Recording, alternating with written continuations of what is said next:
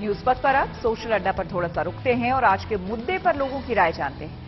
Social अड्डा में आज का मुद्दा नोएडा स्पोर्ट्स सिटी से जुड़ा हुआ है, जहां स्पोर्ट्स के नाम पर दी जाने वाली सुविधाओं पर 10 साल बाद भी कोई काम नहीं हुआ है। आपको बता दें कि नोएडा में स्पोर्ट्स सिटी बसाने के लिए साल 2010-11 में डेवलपर्स को 180 एकड़ जमीन दी गई थी। स्पोर्ट्स सिटी प्रोजेक्ट से जुड़ी ये जमीन नोएडा के सेक्टर 78, 69 और 101 में दी गई थी। इस प्रोजेक्ट में कई बिल्डर्स को शामिल किया गया था, जिन्हें रेजिडेंशियल सोसाइटी के साथ ही खेल सुविधाओं पर भी काम करना था। लेकिन ज्यादातर बिल्डर्स ने रिहायशी टावर तो खड़े कर दिए, लेकिन खेल सुविधाओं पर काम नहीं किया। जमीन अलॉट किए जाने के करीब 12 साल बाद भी स्पोर्ट्स सिटी प्रोजेक्ट पूरा नहीं होने पर नोएडा अथॉरिटी ने नोटिस जारी किया है। ये नोटिस प्रोजेक्ट के main developer 3C green developers समेत प्रोजेक्ट में शामिल 12 अन्य बिल्डर्स को भी भेजा गया है। नोटिस में कहा गया है कि अगर 15 दिन में डेवलपर्स ने जवाब नहीं दिया तो स्पोर्ट्स सिटी प्रोजेक्ट की लीज डीड कैंसिल करने की प्रक्रिया शुरू कर दी जाएगी। 3 सेक्टर्स में फैले नोएडा स्पोर्ट्स सिटी प्रोजेक्ट को जमीन आवंटित किए जाने के 7 साल में पूरा होना था, लेकिन 12 साल बाद भी ये प्रोजेक्ट अधूरा पड़ा है। स्पोर्ट्स सिटी प्रोजेक्ट के तहत 70% जमीन पर खेल और उससे अधिक इंफ्रास्ट्रक्चर को विकसित किया जाना था, जबकि बाकी 30% जमीन का इस्तेमाल रिहायशी और व्यावसायिक निर्माण के लिए होना था।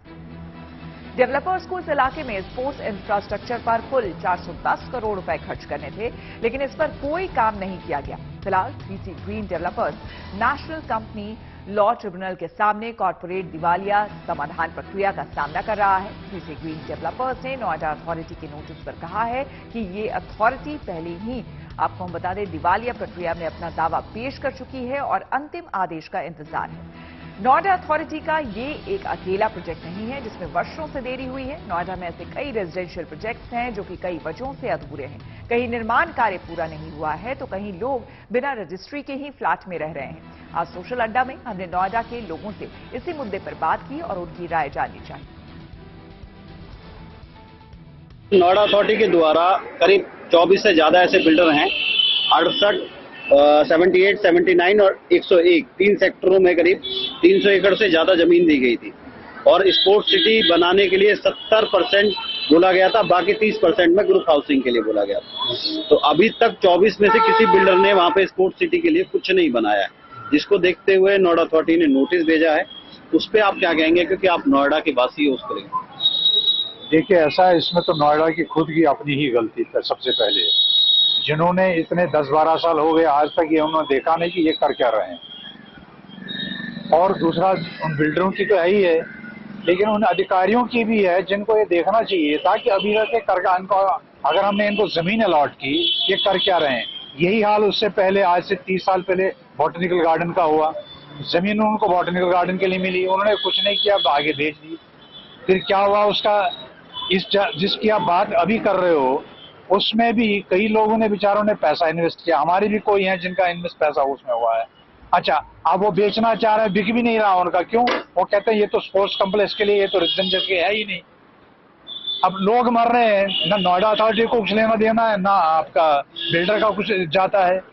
अब ऐसी चीजों के, ऐसे प्रोजेक्ट्स के लिए कोई कानून ऐसा आना चाहिए जो अकाउंटेबिलिटी हो। सबसे पहले तो जमीन जो पूरी देनी चाहिए थी नोएडा को, वो पूरी एक्वायर करके नहीं देते हैं।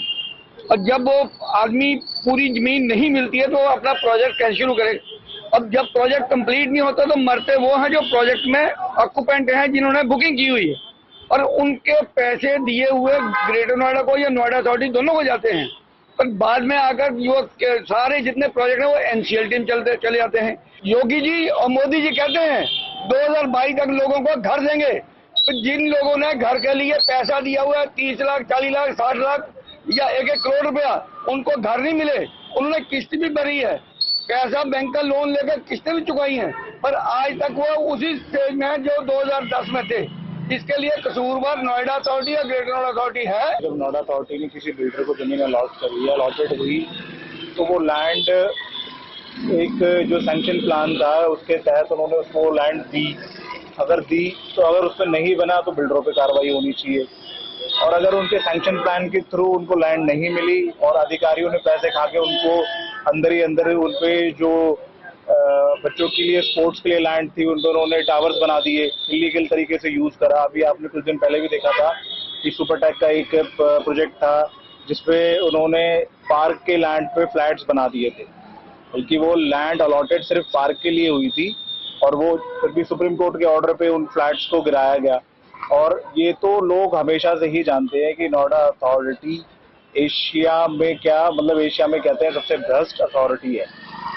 अब देखो इन पे कार्रवाई तो देखो, जिसकी भी गलती है, अगर बिल्डर की गलती है लैंड अलॉटेड होने के बाद उसने नहीं बनाई तो कार्रवाई उन पे भी होनी चाहिए और अधिकारियों पे भी होनी चाहिए जिन्होंने पैसे खा के स्पोर्ट्स के लिए लैंड को टावर में तब्दील करके